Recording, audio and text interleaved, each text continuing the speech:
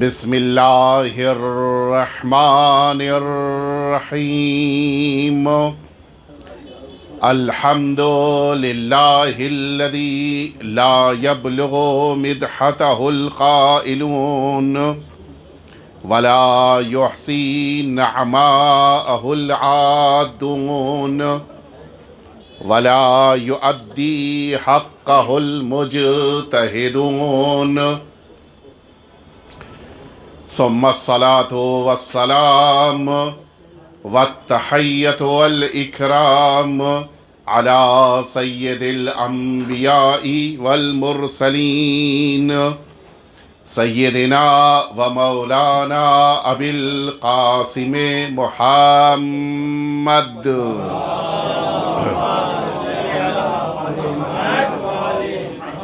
صلى الله عليه وعلى أهل بيته الأطيبين الأنجبين الذين أذهب الله عنهم الرجس وطهرهم تطهيرا.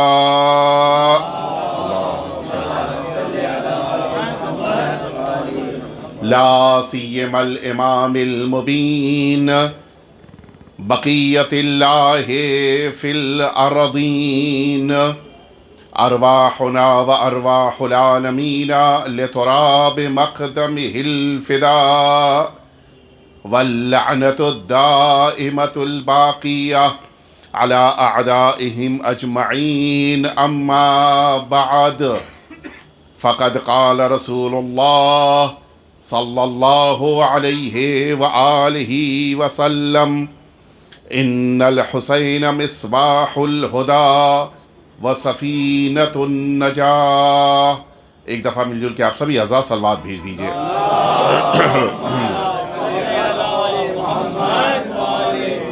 اذان محترم، اس سے قبل کی بیان کا آغاز ہو التماس ہے ایک دفعہ سورہ حمد اور 3 دفعہ سورہ توحید کی تلاوت فرما کے جملہ مؤمنین اور مؤمنات بالخصوص فرش عزا بچھانے والے مرد مؤمن کے خاندان کے تمام مرحومین کو ایصال فرما دیں.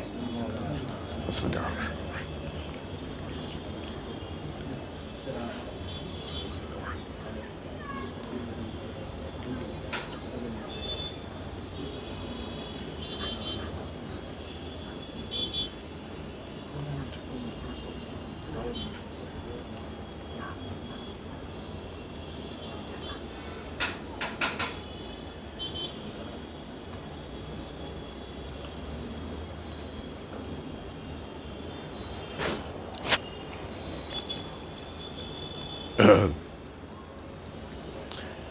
اذان محترم، یہ محرم الحرام کا مہینہ جو مسلسل ہمارے درمیان مجالس عزا سے متعلق ایک خاص سلسلہ جاری و ساری رہتا ہے، جس میں آپ سبھی مسلسل مجلسوں میں شرکت کرتے ہوئے اس عظیم فریضے کو ادا کرتے ہیں جو سرکار سید الشہداء کی قربانی سے متعلق ہم سب کے لیے قرار دیا گیا ہے. یقیناً فرش عزا پر بیٹھنا، سرکار سید الشہداء کا تذکرہ سننا اور سرکار سید الشہداء کے مصائب پر گریہ کرنا، یہ وہ توفیق ہے جو پروردگار اپنے خاص بندوں کو عطا کرتا ہے. اور یہ بھی حقیقت ہے کہ پروردگار عالم نے ایمان کی علامتوں میں ایک علامت یہی قرار دیا ہے کہ انسان سرکار سید الشہداء سے اپنی وابستگی کا اعلان کرے. فرمایا کہ ان لقتل الحسین حرارہ فی قلوب المؤمنین لا تبردوا ابدا. فرمایا حضور ختمی مرتبہ حضرت محمد مصطفیٰ آپ نے ارشاد فرمایا کہ میرے حسین کے قتل کی بنا پر مؤمنوں کے دلوں میں وہ گرمی پیدا ہوگی کہ لا تبردوا ابدا، جو کبھی بھی سرد نہیں پڑ سکتی. یہاں پر جو لفظیں استعمال فرمائی ہے رسالت مآب نے وہ بڑی قیمتی ہیں. فرمایا اِنَّ لِقَتْلِ الْحُسَيْن، یعنی اس کے معنی ہے کہ سرکار سید الشہداء کا میدان کربلا میں اپنی قربانی کو پیش کرنا یہ نگاہ پروردگار میں وہ عظیم قربانی ہے کہ جس کا درجہ شہادت کا درجہ ہے، اور اسی لیے اس شہادت پر کوئی اعتراض آج تک نہیں کر سکا۔ اور اس کے بعد فرمایا ان لقتل الحسین حرارہ، گرمی پائی جاتی ہے۔ گرمی کا تعلق ہمیشہ انسان کے غم سے ہوتا ہے، یہ قابل غور مسئلہ ہے۔ اگر رسالت مآب یہ فرما دیتے کہ میرے حسین کے قتل کی بنا پر امت میں وہ خوشی کا ماحول ہوگا تو ظاہر ہے کہ پھر سبھی کو خوشی منانا تھا، لیکن رسالت مآب نے خوشی کا ذکر نہیں فرمایا۔ ان لقتل الحسین حرارہ، گرمی پائی جائے گی۔ اس گرمی کا تعلق غم سے ہے، اندوہ سے ہے، انسان کے اندر کا وہ جذبہ کہ جس جذبے کی بنا پر انسان اپنے اندر افسردگی محسوس کرتا ہے، اسی کی بنا پر یہ گرمی اور حرارت پیدا ہوتی ہے۔ فرمایا ان لقتل الحسین حرارہ فی قلوب المؤمنین، اور یہ حرارت کہاں پائی جائے گی؟ یہ جسم کے مختلف حصے ہیں، انسان کا دماغ ہے، انسان کا ذہن ہے، انسان کی آنکھ ہے، انسان کے کان ہے، انسان کی زبان ہے، نہیں، زبان، کان، ناک، دماغ، ان سب کا ذکر نہیں فرمایا۔ فرمایا فی قلوب المؤمنین، مؤمنوں کے دلوں میں یہ گرمی پیدا ہوگی۔ اور میں عرض کروں آپ کی خدمت میں کہ رسالت مآب نے یہاں پر یہ لفظ جو استعمال فرمایا کہ مؤمنوں کے دلوں میں گرمی پائی جائے گی، جبکہ ظاہری طور پر اگر دیکھا جائے گریہ آنکھ کرتی ہے، ماتم سینہ اور ہاتھ کرتا ہے، فکر دماغ میں آتی ہے، بولتی زبان ہے، دیکھتی نگاہیں ہیں، قدم مجلسوں تک پہنچاتے ہیں، وجود ہے جو مجلس کو ہمارے لیے پہنچانے کا ذریعہ بن جاتا ہے۔ یہ ساری چیزوں میں کہیں بھی دل سامنے نہیں آتا، لیکن رسالت مآب نے ان کا ذکر نہیں کیا، نہ آنکھ کا ذکر، نہ زبان کا ذکر، نہ دانت کا ذکر، کسی بھی چیز کا ذکر نہیں ہے۔ ذکر ہے تو دل کا ہے۔ وجہ کیا ہے؟ وجہ یہ ہے کہ ہر ایک کا اپنا عمل ہوتا ہے۔ جب آپ کی آنکھ دیکھ رہی ہو تو یہ نہیں کہا جاتا کہ زبان بول رہی ہے۔ توجہ فرمان میں کیا کہہ رہا ہوں؟ جب آپ کے کان سن رہے ہوں تو نہیں کہا جاتا کہ آنکھ دیکھ رہی ہے، کہا جاتا ہے کہ کان سن رہا ہے۔ آپ کے ذہن میں فکر آئی، اس موقع پہ یہ کہا جاتا ہے کہ آپ کا دماغ سوچ رہا ہے، آپ کے ذہن میں فکر آئی ہے۔ زبان سے کوئی تعلق نہیں ہے، کان سے کوئی تعلق نہیں ہے، آنکھ سے کوئی رشتہ نہیں ہے، ہاتھ سے کوئی اس کا رشتہ نہیں ہے۔ ان سارے انسانی پارٹس کے درمیان خاصیت یہ ہے کہ جتنے بھی کام انسانی وجود میں پائے جاتے ہیں وہ خود اس پارٹ کے شمار ہوتے ہیں، بقیہ سے کوئی تعلق نہیں ہوتا۔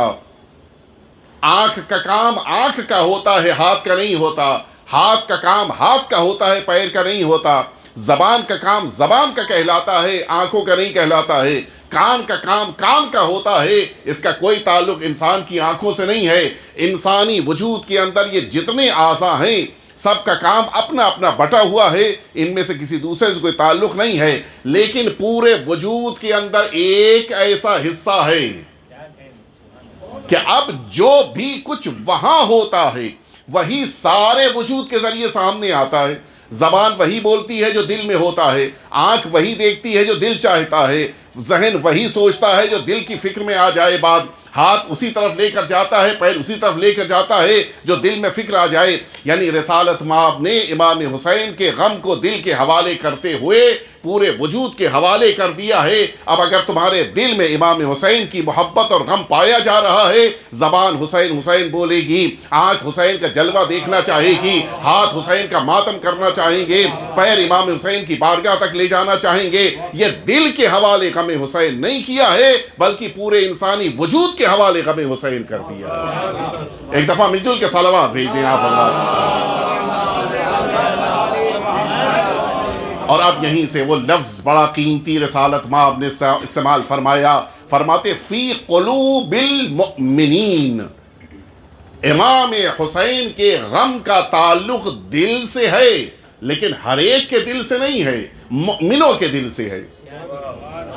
ایمان شرط ہے امام حسین کے غم کو قبول کرنے کے لیے، اور اسی بنا پر ساری امت مسلمہ امام حسین کے غم کو سینے سے لگا کر یہ اعلان کرتی ہے کہ ہمارا کوئی تعلق بھی ان لوگوں سے نہیں ہے جنہوں نے امام حسین پہ ظلم ڈھایا۔ یہ ایک منفرد شخصیت امام حسین کی اس عالم اسلام میں ہیں کہ جو حق اور باطل کو پہچاننے کا بہترین ذریعہ ہیں. جو امام حسین کی بارگاہ میں آ جائے وہ یہ کہہ سکتا ہے میں مومن ہوں. جو امام حسین کے دشمنوں سے بیزاری اختیار کرتا ہے پھر وہی کہہ سکتا ہے میں اللہ کا نیک بندہ ہوں. اس لیے کہ رسالت مآب نے اعلان کر دیا ہے کہ ایمان امام حسین کی محبت کے لیے شرط اولین ہے. اور اس کے بعد فرمایا لا تبردو ابدا، دنیا کی کوئی بھی آگ کچھ دنوں کے بعد ٹھنڈی پڑ جاتی ہے. آپ دکھا دیجئے کوئی آگ کہ جو سال 2 سال بھی چل جائے. آپ اس آگ کو دوبارہ بھڑکائیں، دوبارہ مشتعل کریں تو پھر شروع ہو جائے گی وہیں سے، لیکن ایک موقع پر آ کر وہ ٹھہر جائے گی. کتنی بھی محکم مستحکم، کتنی بھی مضبوط قسم کی آپ ایندھن کے ذریعے سے بھڑکائی ہوئی آگ کو قرار دیں، کچھ دنوں بعد وہ ٹھنڈی پڑ جائے گی. کہیں نہ کہیں کسی نہ کسی مرحلے پر اس کو ٹھہرنا ہے. لیکن امام حسین کی اس شہادت کی بنا پر پیدا ہونے والی گرمی وہ گرمی ہے کہ جو قیامت تک مؤمنوں کے دلوں میں پائی جاتی ہے. اس کے معنی ہے دنیا کی عام گرمیاں وقت کے ساتھ ختم ہو جاتی ہیں. امام حسین کا غم ہے جو نہ صرف یہ کہ وقت کے ساتھ کم نہیں ہوتا ہے، وقت کے ساتھ اس میں اضافہ ہو رہا ہے. یہ امام حسین کا غم ہے کہ جو ایمان کو تازہ کیے ہوئے ہے. یہ امام حسین کا غم ہے کہ جس کی بنا پر انسانی وجود کے اندر وہ ساری حرارتوں کی بنا پر وہ ساری ایمان کی تازگی پیدا ہوتی ہے. یہ مجلس عزا منعقد نہیں ہوتی ہے، یہ اس آگ کے روشن رہنے کا ثبوت دیا جاتا ہے. یہ فرش عزا پہ آ کے مرد مومن بیٹھتا نہیں ہے، یہ اپنے ایمان کی علامت کا اعلان کرتا ہے. یہ اپنے ہاتھوں پہ سرکار وفا کا علم مبارک بلند نہیں ہوتا ہے، یہ امام حسین کے پرچم کے ہمیشہ بلند رہنے کا اعلان ہوتا ہے. یہ فرش عزا پر امام حسین کے نام پر لوگ جب جمع ہوتے ہیں، آپ نہ جانے کیسے کیسے مزاج ہوتے ہیں، آپ پوری دنیا کو دیکھتے ہیں، ذرا سی چھوٹی چھوٹی باتوں کے اوپر آپس میں اختلاف ہوتا ہے. شادی میں نہیں جائیں گے، کیوں؟ کارڈ میں میرا پورا نام نہیں لکھا تھا. ولیمے میں شرکت نہیں کریں گے، کیوں؟ اس لیے کہ انہوں نے مثلا کارڈ نہیں بھجوایا، انہوں نے صرف فون کر واٹس ایپ پہ میسج آیا تھا، کارڈ نہیں بھجوائے، ہم نہیں جائیں گے. نہ جانے کیسے کیسے انسان بقیہ پروگرامز میں نہ جانے کے بہانے ڈھونڈتا ہے، اور ادھر امام حسین کی مجلس میں آنے کے لیے خبر مل جائے کہ فلاں جگہ فرش عزا بچھی ہے، یہ انسان امام حسین کی فرش عزا پہ دوڑتا ہوا چلا آتا ہے. کیوں؟ اس لیے کہ جانتا ہے بقیہ پروگرام اپنی شخصیت کے لیے ہوتے ہیں، مجلس عزا امام حسین کے لیے منعقد ہوتی ہے. یہاں پر اب یہ مسئلہ ہی نہیں میں کون، مسئلہ ہی ختم ہو گیا. صرف اور صرف امام حسین کا نام کافی ہوتا ہے. اور میں عرض کروں ابھی عاشور کا دن آپ کے درمیان سے گزرا ہے، آپ نے ایک دوسرے کے جملہ کہا ہوگا عظم اللہ اجورنا و اجورکم بمصاب الحسین، پروردگار ہماری اس مصیبت کے موقع پہ ہمارے اجر میں اضافہ کرے. یہ آپ نے جملہ کہا، اور اس کے بعد وَجَعَلَنَا وَإِيَّاكُمْ مِنَ الطَّالِبِينَ بِثَارِهِ مَعَ وَلِيِّهِ الامام المہدی من آل محمد علیہ السلام. مل جل کے صلوات بھیجیں آپ اللہ.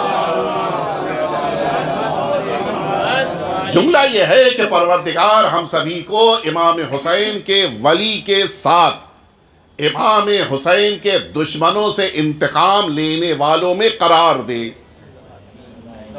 آپ انصاف سے بتائیں کسی بھی شخص کے قتل کا انتقام لینے کا حق کس کو ہوتا ہے؟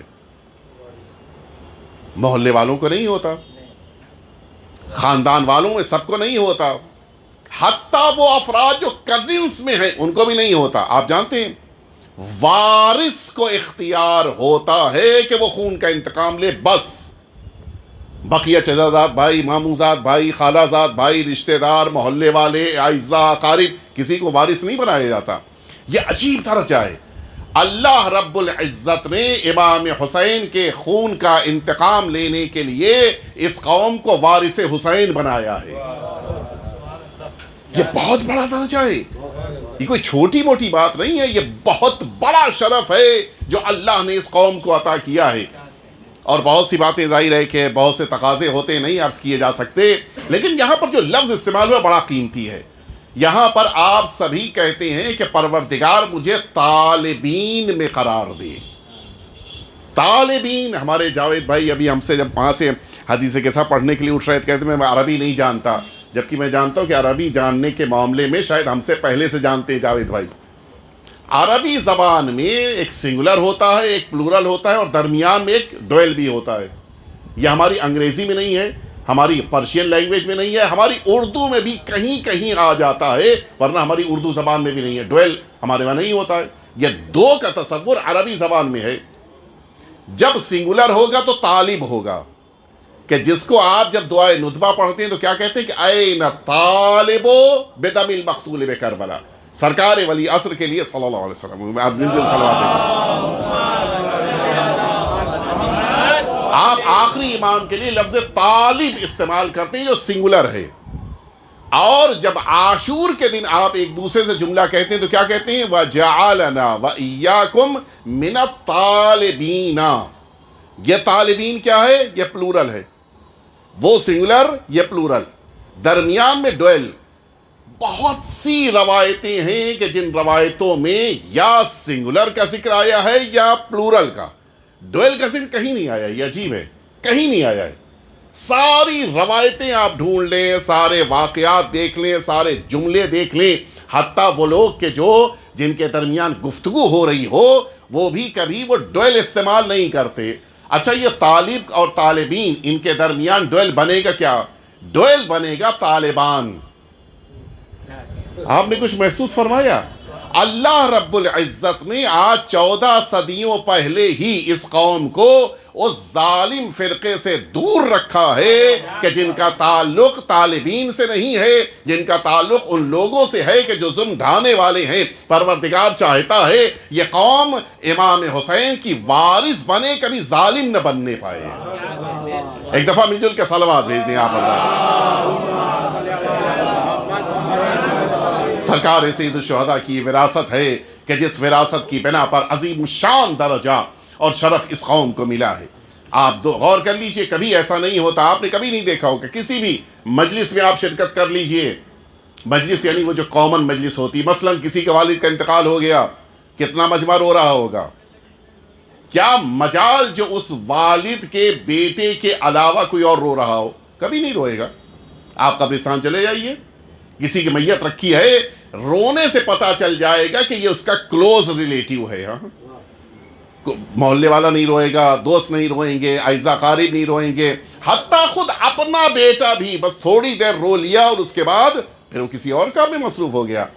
یہ ایک واحد مجمع ہے کہ جس کو دیکھ کر یہ نہیں کوئی کہہ سکتا کہ یہ امام حسین کی اولاد ہیں یا نہیں ہیں. سب کی آنکھوں سے اشک جاری ہوتے ہیں. اور عاشور کے دن تو ایسا محسوس ہوتا ہے کہ جیسے واقعاً اولاد ہے جو اپنے باپ کا ماتم کر رہی ہے، بیٹا ہے جو اپنے والد کے لیے گریہ کر رہا ہے. دنیا میں کبھی نہیں شدید سے شدید گرمی ہو جائے، میں تو بہت سارے علاقوں میں گیا تھا، بعض مستثنیات کے علاوہ شدید سے شدید گرمی ہے، سامنے شربت رکھا ہوا ہے، پینے کو دل نہیں چاہتا. بھوک لگی ہے، سامنے مثلا نیاز کا بھی انتظام ہے، کھانے کو دل نہیں چاہتا. کیوں؟ یہ امام حسین کی وراثت ہے جو اللہ نے دلوں میں قرار دی ہے. کہنے کی ضرورت نہیں ہوتی، بتانے کی ضرورت نہیں ہوتی، متوجہ بھی نہیں کرانا پڑتا کہ تم آج عاشور کے دن ہو، تمہیں کچھ نہیں کھانا ہے. بچے حتیٰ وہ بھی شربت کی طرف جانے میں تیار نہیں ہوتے، وہ بچے بھی پانی پینے میں تیار نہیں ہوتے. کیوں؟ یہ امام حسین کی وراثت ہے جو اللہ نے دلوں میں قرار دی ہے. لا تبردو ابدا، یہ ہرگز ٹھنڈی نہیں پڑ سکتی ہے، اور اسے ہمیں زندہ رکھنا ہے. میں نے اس مقدمے کو صرف اس لیے پیش کیا کہ اسے اپنے اندر ہمیں زندہ رکھنا، اس لیے نہیں کہ امام حسین کو اس میراث میں ہمیں شامل کرنے کی ضرورت ہے. نہیں، امام کو ضرورت نہیں ہے، ہمیں اپنے ایمان کو باقی رکھنے کے لیے امام حسین کی فرش ازا پہ خود کو باقی رکھنا ہوگا. زمانے کے حالات بہت سارے اوقات تبدیل ہوتے ہیں، لیکن ان بدلتے ہوئے حالات میں سب سے بڑی ضرورت اسی بات کی ہے کہ ہم اگلی جنریشن کو مجلسوں کے فرش تک لے کر آئیں. اور میں بڑے ہی احتیاط سے کے ساتھ لفظوں کو ادا کرتے ہوئے یہ جملہ کہہ رہا ہوں کہ اب افسوس یہ ہوتا ہے کہ ہماری مجلسوں میں وہ نوجوان اور بچے اب نہیں دکھائی دیتے. کیوں ایسا ہے؟ کبھی ہم نے غور کیا؟ مجھے یاد ہے یہی ابھی کورونا سے پہلے عالم یہ ہوتا تھا کہ آگے بیٹھے ہوئے بچوں کے لیے کہنا پڑتا تھا کہ یہ بچے اپنے والدین کے ساتھ بیٹھیں، اپنے بھائی کے ساتھ بیٹھیں، اپنے بڑے کے ساتھ بیٹھیں. کیوں؟ مثلا ان کے گفتگو کرنے کی بنا پہ مجلس کبھی کبھی بیچ میں درمیان میں خلل پیدا ہو جاتا تھا، مجلس میں ڈسٹربنس ہوتا تھا. اب وہ بچے کہاں گئے؟ ٹھیک ہے وہ بچے بڑے ہو گئے، لیکن جو آج کی ایج کے بچے ہیں وہ کہاں گئے؟ اس کے معنی ہے کہ ہم نے توجہ دینا چھوڑ دیا، اور یہ بہت بڑی کمی پیدا ہو رہی ہے جس پہ ہم لوگ غور نہیں کر رہے ہیں. بزرگان الحمدللہ پروردگار ان کے سائے کو ہمیشہ قائم رکھے. یہ بزرگان مجلسوں میں ہوتے ہیں. ابھی جب جاوید بھائی نے اعلان کیا کہ جوان آگے آ جائیں، تو وہ جوان کہاں تھے جو آگے آ جاتے ہیں؟ وہ کہاں تھے؟ بزرگان آ رہے ہیں، جوان، نوجوان اور بچوں کا طبقہ ابھی وہ کہیں اور مصروف ہے. اور آپ خوب محسوس کر رہے ہیں کہ میں کیا کہنا چاہ رہا ہوں. ہمیں ان لوگوں کو بھی فرش عزا پہ لے کے آنا ہے. آپ یقین جانیں اگر کسی چیز نے ہمیں برائیوں سے محفوظ رکھا ہے تو یہ فرش عزا ہے. ابھی میں عرض کروں، میں معمولاً ایسی باتیں کم بیان کرتا ہوں لیکن بات آ گئی لہٰذا عرض کروں کہ اگر آپ کو یاد ہو، شاید بظاہر 2007 یا 2008 کی بات ہے، شاید ہمارے بزرگان ہیں جاوید بھائی کو کچھ یاد ہو. اگر آپ کو یاد ہو 31 دسمبر کو 7 محرم پڑی تھی، اگر آپ حضرات کو یاد ہو. اور میں اتفاق سے ہمارے بزرگوار کا ہی نام بار بار آ رہا ہے، آپ کے ہی علاقے میں اس زمانے میں عشرہ پڑ رہا تھا، اور اس دفعہ ہم لوگوں نے پہلے سے بڑی تیاریاں کی تھی، بڑی کوشش کی تھی. ہم لوگوں نے جہاں جہاں ممبروں پہ گئے کہ دیکھو یہ تاریخ آ رہی ہے، اس تاریخ میں کسی سے کوئی گناہ سرزد نہیں ہونا چاہیے، بڑے احتیاط سے کہ گناہ سرزد نہیں ہونا چاہیے، کسی ایسی جگہ ہم نہ پہنچیں کہ جس جگہ پہ جانے سے امام حسین راضی نہ ہو. 7 محرم کو ہے یہ بات. پوری تیاری سے ہم لوگ ہر روز اعلان کرتے تھے، حتیٰ وہ تاریخ بھی آ گئی کہ شب ہفتم تھی کہ ہم لوگوں نے بڑا اعلان کیا کہ آج کوئی فرش عزا سے اٹھ کے مثلا فلاں جگہ نہیں جائے گا، فلاں گناہ نہیں کرے گا، سب کچھ. ابھی میں عرض کروں، آج اس واقعے کو بھی اگر 2007 کی بات ہے، 2008 کی بات ہے، تو اس واقعے کو بھی کچھ 16 17 18 سال ہو رہے ہیں. ابھی کچھ دنوں پہلے ایک جوان آیا تھا، اس نے مجھ سے بتایا کہ اس سال میں اپنے علاقے سے نکل چکا تھا اور آ رہا تھا یہاں پہ گیٹ وے کی طرف، چونکہ بڑے پروگرام ہوتے ہیں یہیں کے اوپر، گیٹ وے کی طرف آ رہا تھا. راستے میں اچانک مجھے وہ جملہ یاد آ گیا آپ حضرات کا کہ کوئی آج کی شب وہاں نہیں جائے گا جہاں پر امام حسین راضی نہیں ہیں. میں آ رہا تھا، میں رک گیا تھا، اور ڈونگری میں جا کر مجلسوں میں نے رات بھر شرکت کی تھی، اور میں واپس نہیں گیا تھا. ظاہر اپنے علاقے سے نکل آیا تھا لہٰذا واپس بھی نہیں گیا تھا. رات بھر میں نے مجلسیں کی تھیں، اور آج میں اس ایک شب اپنے کو گناہوں سے بچا لینے کی بنا پر اتنے درجے حاصل کر چکا ہوں کہ میں بیان نہیں کر سکتا. امام حسین کی فرش عزا پہ اگر واقعی طور کے اوپر کوئی آ گیا اور کسی نے اپنے کو گناہوں سے بچا لیا، اسے یقیناً شرف ملتا ہے، یقیناً بہت بڑا شرف ملتا ہے. ایک مرد مومن کا میں ذکر کروں آپ کی خدمت میں، یہی ہندوستان کے باہر کا واقعہ کہ جس ملک میں گناہ کرنا بڑا آسان کام ہے، کوئی ریکارڈ نہیں ہے، پتہ ہی نہیں چلتا کہ آپ وہ کام جو کر رہے ہیں معاذ اللہ گناہ ہے یا بالکل پاک صاف کام ہے. میں ایک ایسی جگہ کا ذکر کر رہا ہوں کہ جہاں کے اوپر نماز جمعہ کے مصلے سے لوگ اٹھ کر شانے پہ مصلہ رکھے ہوئے گناہ کی جگہ پہ پہنچ جاتے ہیں، سمجھتے ہیں یہ بھی کون سی برائی ہے. میں اور تفصیل میں نہیں جا سکتا. اس ملک کے ایک ایسے انسان کا میں ذکر کروں کہ جو مجلسوں سے پہلے صرف اناؤنسمنٹ کرتا ہے، بس خطیب کو ممبر بیٹھنا ہے، ان کا کام یہ ہے کہ اعلان کریں یہ مجلس پڑھنے کے لیے فلاں مولانا صاحب مجلس ممبر پہ آ رہے، بس یہ اعلان کرنا. خود ان کا جملہ، ہمارے ہندوستان کے خود ان کا جملہ کہ کئی دفعہ ایسا ہوا کہ میرے قدم مجھے اس جگہ تک لے کر گئے کہ جہاں پر گناہ بڑی آسانی کے ساتھ، کوئی ریکارڈ نہیں، کوئی دیکھنے والا نہیں، کوئی مجھ کو ٹوکنے والا نہیں، وہاں تک پہنچ جاتا تھا. اور پھر یہ سوچ کر میں واپس آ جاتا تھا کہ فلاں کیا کر رہے ہو، تم تو امام حسین کی مجلسوں کے اناؤنسر ہو. تھوڑا سا اپنے رشتے کو امام حسین سے جو مضبوط کر لیتا ہے، امام حسین اس کے ہاتھ کو سنبھال کے اوپر لے آتے ہیں. ضرورت اس بات کی ہے کہ ہم اپنے کو امام حسین سے وابستہ رکھیں۔ نہ جانے کتنے ایسے افراد ہیں کہ جنہیں یہی امام حسین کا تذکرہ ہے کہ جو گناہوں سے بچا لیتا ہے، یہی امام حسین کی یاد ہے کہ جو ہمیں نہ جانے کتنی مصیبتوں سے نجات دے رہی ہے۔ دنیا کی سب سے بڑی مصیبت یہی گناہ ہے، اور اس گناہ سے اگر بچنا ہے تو خود کو امام حسین کے حوالے کر دیجیے۔ آج معمولاً طریقہ کار تھوڑا سا ایڈوانسڈ ہو گیا ہے، اور اب ہم لوگ امام حسین کی بارگاہ میں یہ سب چیزیں محسوس کرتے ہیں کہ اب اس کی ضرورت نہیں ہے۔ یہ جو گزشتہ زمانے میں باقاعدہ امام حسین کی بارگاہ میں لے جا کر ذریعے سے یا تعزیہ سے یا علم مبارک سے وہ ایک ڈوری کے ذریعے سے جو باندھا جاتا تھا، اس کی بھی اپنی ایک اہمیت ہے۔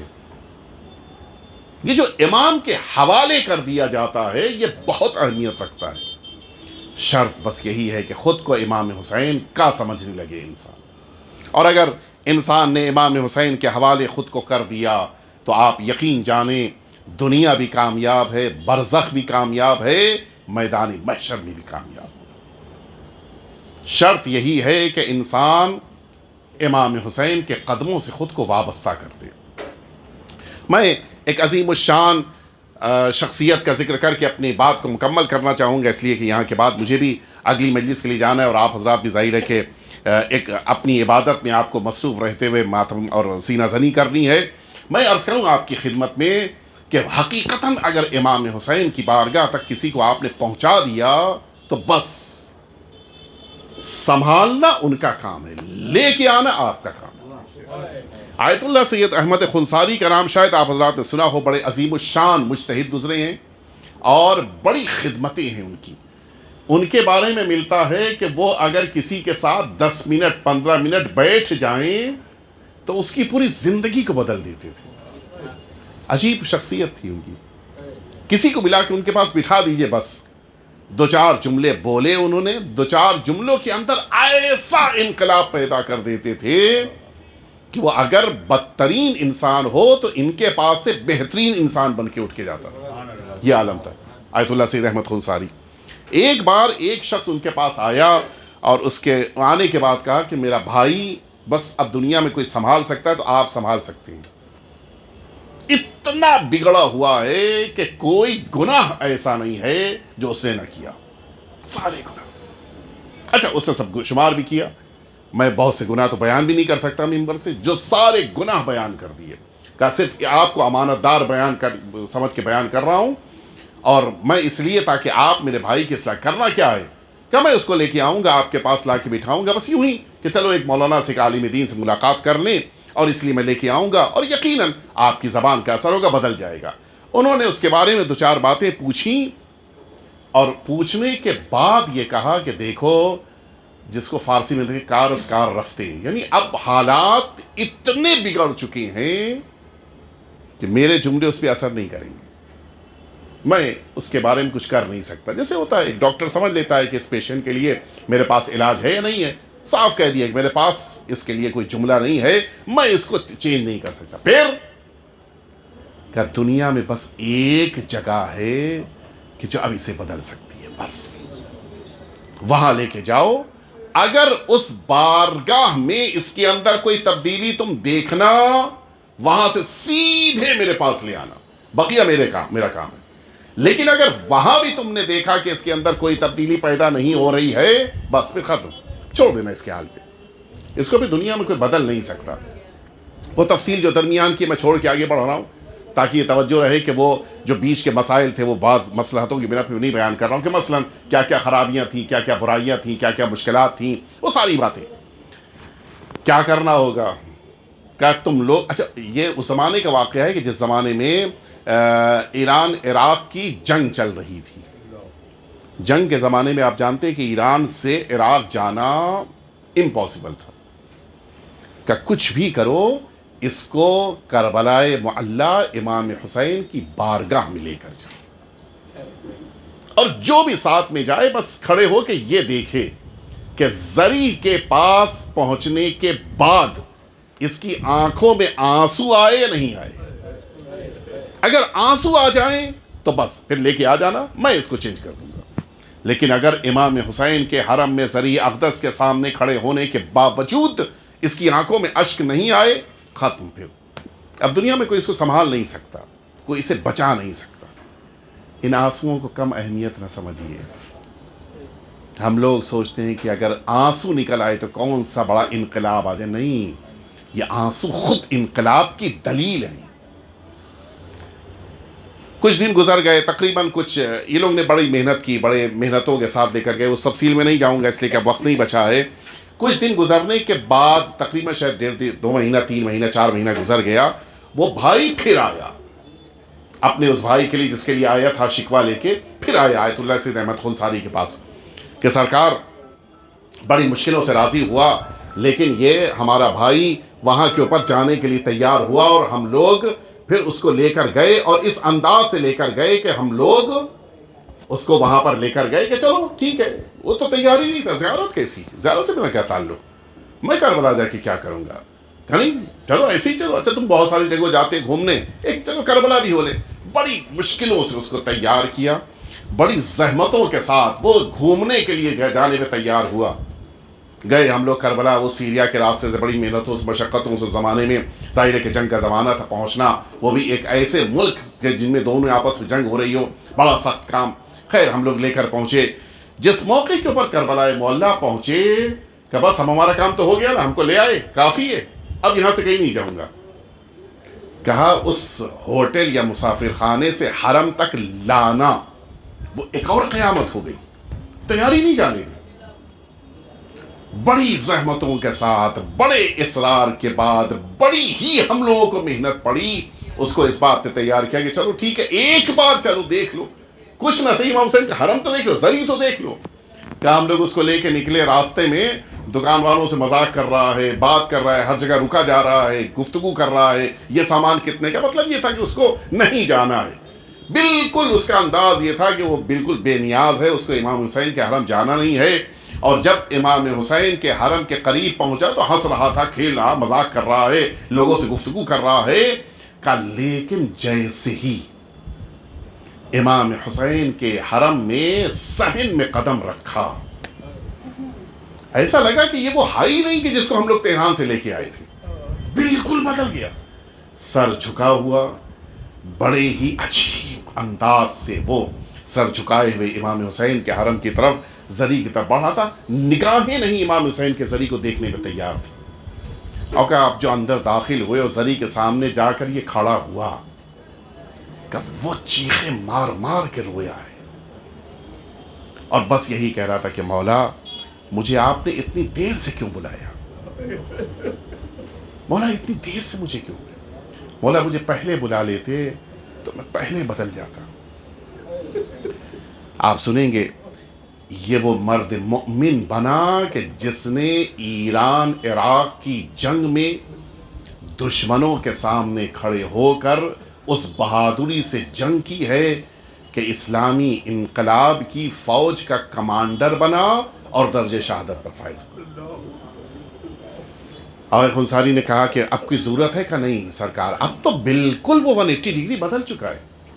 امام حسین کے حرم سے آنے کے بعد سے اس کی زندگی ایسی تبدیل ہو چکی ہے کہ اب لوگوں کے درمیان لوگ تعجب کر رہے ہیں کہ کیا یہ وہی تھا کہ جو امام حسین سے ملنے کے لیے گیا تھا. امام حسین زندگیوں کو تبدیل کر دیتے ہیں. امام حسین جہنم سے نکال کے جنت کی طرف لے کر آ جاتے ہیں. شرط یہ ہے کہ خود کو امام حسین کے قدموں سے کوئی وابستہ کر دے، ورنہ وہ کہ جو دشمنوں کے خیمے میں تھا اس حر کو حضرت حر بنا دینا یہ امام حسین کا کام ہے. وہ کہ جو غیروں کے شمار ہوتے تھے ان زہیر ابن قین کو امام حسین نے اپنا بنا کر بتا دیا کہ جو امام حسین کے ساتھ آ جائے امام حسین اس کی آخرت کو بھی سنوار دیا کرتے ہیں. ہاں، شہداء کی فہرست میں امام حسین نے ان افراد کو شامل کیا ہے کہ جو بظاہر تو غیروں کے تھے لیکن امام حسین کے ساتھ آ جانے کے بعد وہ تبدیلیاں پیدا ہوئی ہیں. معمولی بات نہیں ہے جس کی شادی کچھ دن پہلے ہوئی ہو اس وہب کے لیے ماں یہ کہے کہ بیٹا تمہیں اپنی جان کا نذرانہ پیش کرنا ہے، اور بیٹا یہ نہ کہے کہ میں جانے سے نہیں روک رہا ہوں، بلکہ یہ اس لیے پریشان ہوں کہ میری زوجہ مجھے روک رہی ہے اور یہ کہہ رہی ہے کہ چلو حسین کے سامنے چل۔ عیسائی مذہب کے ہیں، ان کا تعلق دین پیغمبر سے نہیں تھا، لیکن اس کے باوجود وہ کہہ رہی ہے کہ چلو چل کر حسین کے سامنے ایک وعدہ کرو۔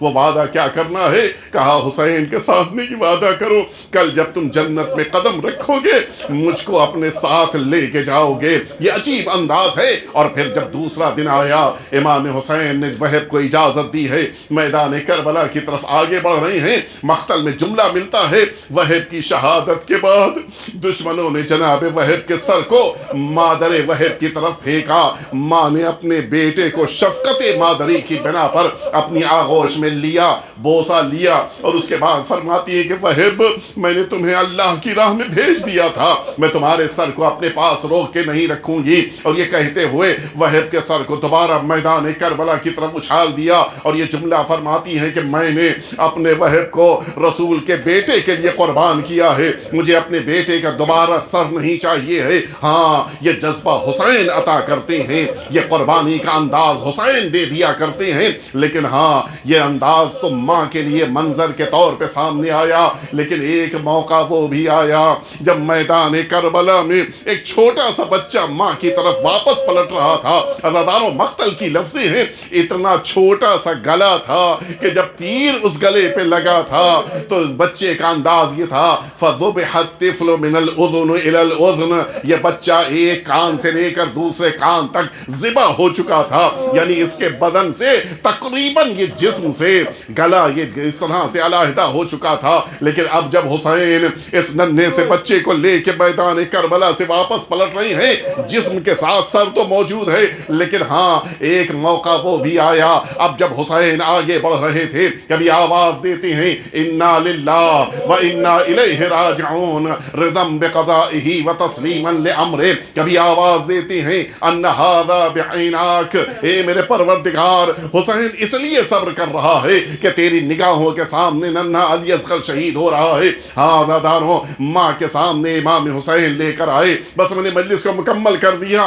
میدان کربلا کا یہ وہ ننھا مجاہد ہے جو امام حسین نے اکیلے اس مجاہد کو میدان کربلا میں سپرد لحد کیا ہے۔ چھوٹی سی لحد کھودی، علی اصغر کو زمین کربلا کے حوالے کیا، اور اب امام حسین مطمئن ہو کے واپس پلٹ رہی ہیں۔ لیکن سنو گے عزاداروں، عصر عاشور کے ہنگام میں میدان کربلا میں ایک اور قیامت آ گئی۔ اس ننھے سے بچے کے لیے اس میدان کربلا میں اب اس کی لحد کو ڈھونڈا جا رہا ہے، زمین کربلا میں نیزوں کو چبھویا جا رہا ہے تاکہ شاید کہیں نرم زمین مل جائے اور ننھے سے بچے کا جسم باہر آ جائے۔ سنو گے عزاداروں، ماں بلندی پہ کھڑی دیکھتی رہی، اور اب جب ایک نیزہ زمین کربلا میں داخل ہوا اور اس نے بلند ہونا شروع کیا، ماں کی نگاہوں کے سامنے علی اصغر کا جسم قبر سے نکلا، دوبارہ لٹایا گیا، اور پھر اس جسم سے سر کو علیحدہ کر کے نوک نیزہ کی بلندی پہ اب جو یہ سر اٹھا،